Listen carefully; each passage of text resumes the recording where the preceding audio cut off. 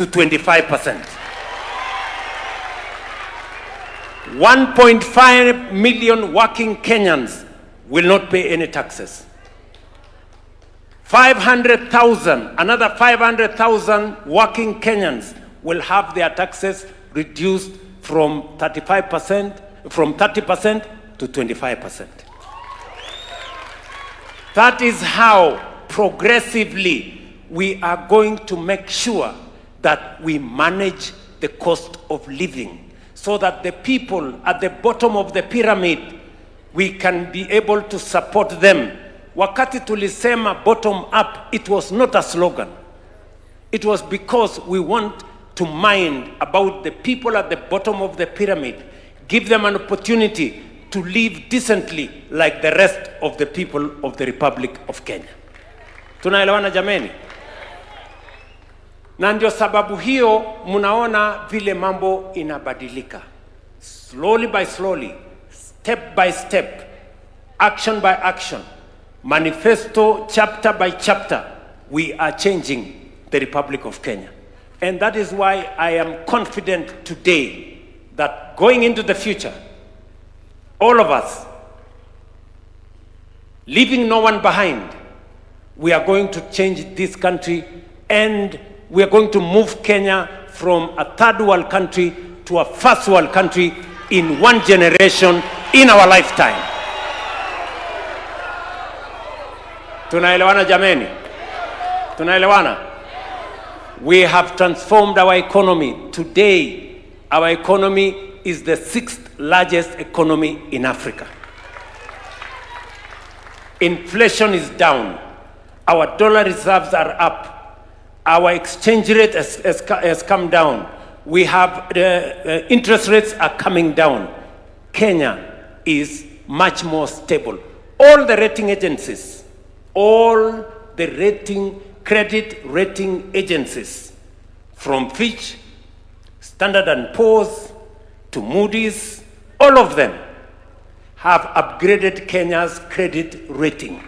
All of them are saying Kenya's economy is stable. It is not the social media. It is not the media. It is credit rating agencies who understand where the economy of Kenya is. And they are giving us a thumbs up that Kenya's economy is stable and we are moving forward. Tunaelewana, my friends? Tuko pamoja? So, from the economy to transforming agriculture, to transforming our education, to transforming our health, to transforming the jobs market, we are moving Kenya one step at a time in the right direction. And that is why I am very confident that as you run in UDA, be confident that you will be part of the team that will make history by moving Kenya from a third world to a first world country.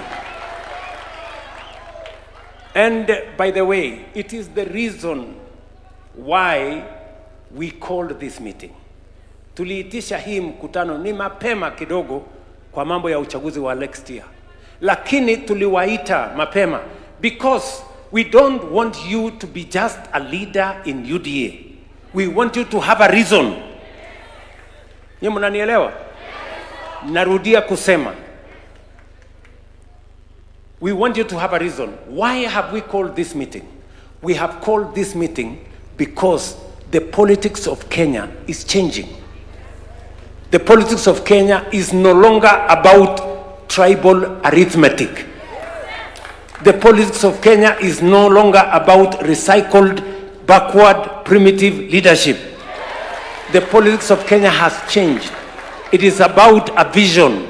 It's about ideas. It's about issues. It's about a manifesto, an agenda, a program for the transformation of Kenya. That is what the citizens of this great nation are looking for.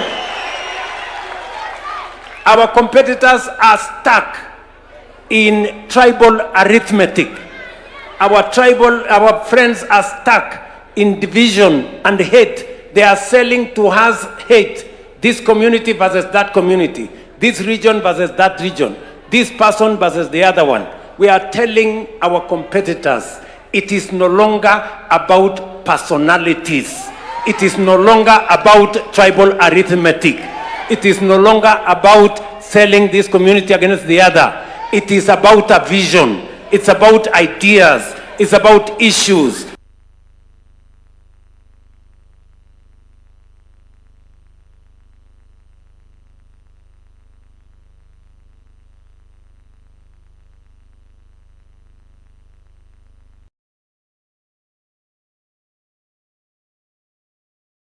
Because you come from a certain community.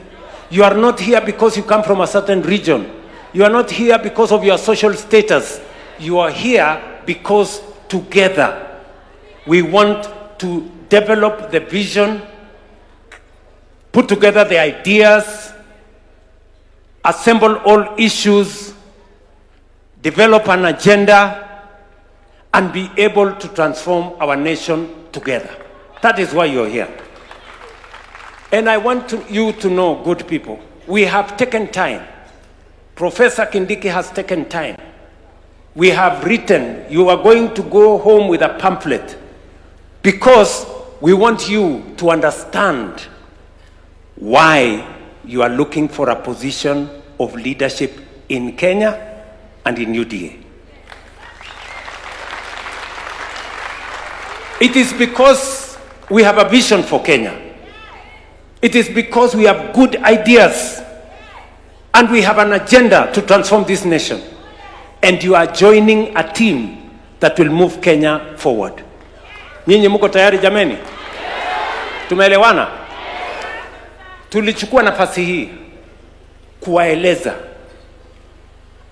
polepole kwa lugha mnayoelewa, ili wakati wewe unatafuta kiti kwa UDA ujue ya kwamba unatafuta kiti kwa sababu gani. Kama unafukuza mambo ya ukabila, you are in the wrong place. Mnanielewa? You are in the wrong place. Hapa we are brothers and sisters, one people, one nation with a common vision, driving an agenda for the transformation of our nation and leaving nobody behind. Mnanielewa? Tumekubaliana? So I want to persuade you that you are in the right forum. You are in the right party. You are on the right side of history, because we are slowly making history in the Republic of Kenya. Dunia hiyo tumekubaliana? Mnasema tutatembea pamoja? Mnasema tutatembea pamoja katika kutransform Kenya? Mimi nataka niwaambie tu mambo mawili ama matatu, alafu nijibu maswali mawili.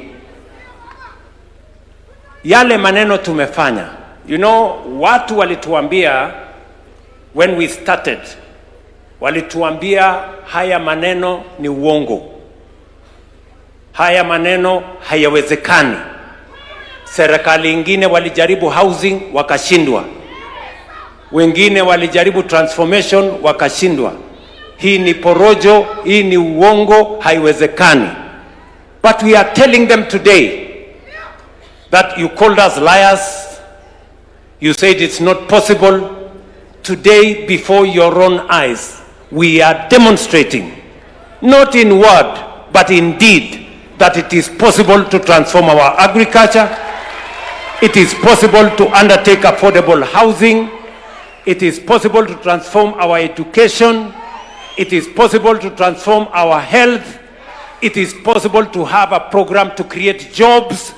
It is possible for us to have a savings culture that will eventually free us from debt, that will eventually free us from begging from other countries, that we can undertake and underwrite our own development using our own savings and our own resources. We have demonstrated in clear terms that that is possible. Ni kweli ama si kweli, my friends? Mnasema tuendelee ama tuendelee? Mnasema tuendelee ama tuendelee? Si walisema ati tunasema uongo? Si walisema ya kwamba haiwezekani? Mimi nawauliza, Mambo ya kilimo imewezekana ama haijawezekana? Bei ya mbolea imepungua haijapungua? Tumeongeza mazao ya kilimo hatujaongeza? Bei ya kahawa imeongezeka haijaongezeka? Ya majani chai tumeongeza production hatujaongezeka? Mimi nimewaeleza ya kwamba walisema ya kwamba mambo ya elimu leo CBC tumenyorosha hatujanyorosha? Walimu 1,100 tumeajiri hatujaajiri? Madarasa 23,000 tumejenga hatujajenga?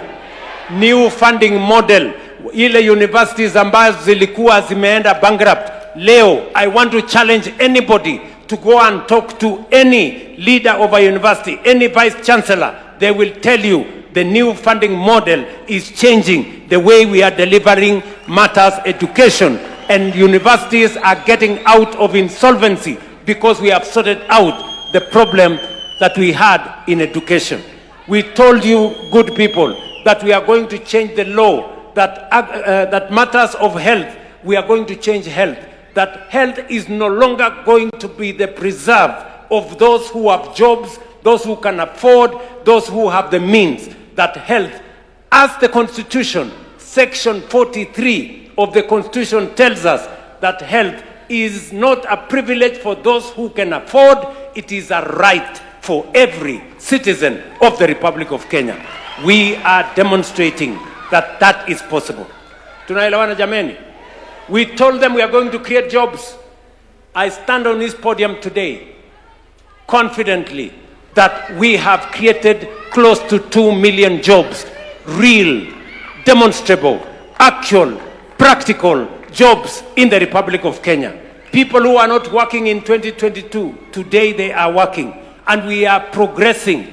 The 500,000 working in affordable housing will get to 1 million shortly. The 300 working in the digital jobs platform shortly will get to 1 million.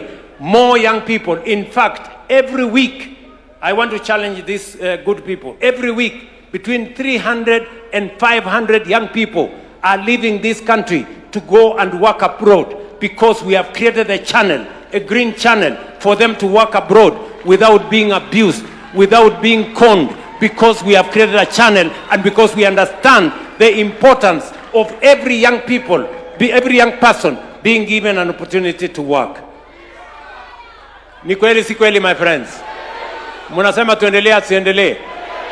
So we have proven that every word we said, we meant it. And we are delivering. And we are going to change Kenya. I just want to tell you that going forward, tukifika hapa mbele, kwanza nataka niwaulize kila mmoja wenu, mkirudi nyumbani, tumesema ya kwamba we want to democratize wealth. Tunataka mali ya umma, mali ya serikali, mali tuliojenga sisi sote kama Wakenya, kila Mkenya apate nafasi ya kununua shares kwa ile kampuni ya serikali ambayo tunafanya privatization. Shilingi 900 peke yake utakuwa na share 100 ya Kenya Pipeline, 900 shillings. Tunaelewana? Na vile tutapatiana hizo shares, kwanza tunaanza na ule mtu wa mwisho. Kabla yule amenunua shares mingi kupata, yule amenunua shares kidogo anapatiwa. Kila mtu ambaye ataweka pesa yake kwa IPO ya Kenya Pipeline, we will start with the bottom. Hizo shares zikiisha, kama shares zitaisha kabla haijafikia wale wako juu, itakuwa ni hivyo, si ndio? Kwa sababu we want as many as possible. We want a minimum of 50,000 Kenyans to own shares in Kenya Pipeline, so that as it makes money for everybody. Tunaelewana jameni? Mimi nataka niwaambie mambo matatu ya muhimu ambayo tutafanya tukisonga hapa mbele. Jambo la kwanza, tumesema tuko na program kama tutatransform hii nchi. Tumetoa mahali ilikuweko, today it is stable, we are running all our programs, but what we have done is not enough. We need to do more, because we have the capacity to do more. And that is why we have set an ambitious target for ourselves. We have said we are going to have a program of 5 trillion Kenya shillings to do three principal things. Number one, we want to transform our agriculture. Kilimo yetu ya mambo ya kungojea mvua imefika karibu mwisho. We have exhausted the land that we can use on rain-fed agriculture. And therefore, going into the future, we must now have modern agriculture on irrigation. And that is why we are setting our eyes on building 50 mega dams already identified. They have been in our books for the last 20, 30 years. Now is the time to implement. We are going to build another 200 large dams and thousands of micro dams. We want to bring 2.5 million acres of land into agricultural production. Ndio tukomeshe kabisa shida na aibu ya njaa katika taifa letu la Kenya. We must put to an end. Leo, ndugu zangu wana UDA, bado tunaagiza mahindi, bado tunanunua mchele kutoka nje, bado tunanunua kahawa, wheat, ngano kutoka nje. We are importing maize, we are importing sugar, we are importing wheat, we are importing sugar, we are importing edible oil. We are spending 500 billion Kenya shillings every year to import products that we can grow in the Republic of Kenya. And that is why we must transform our agriculture so that we stop importing anything. In fact, we should increase the number of exports of the products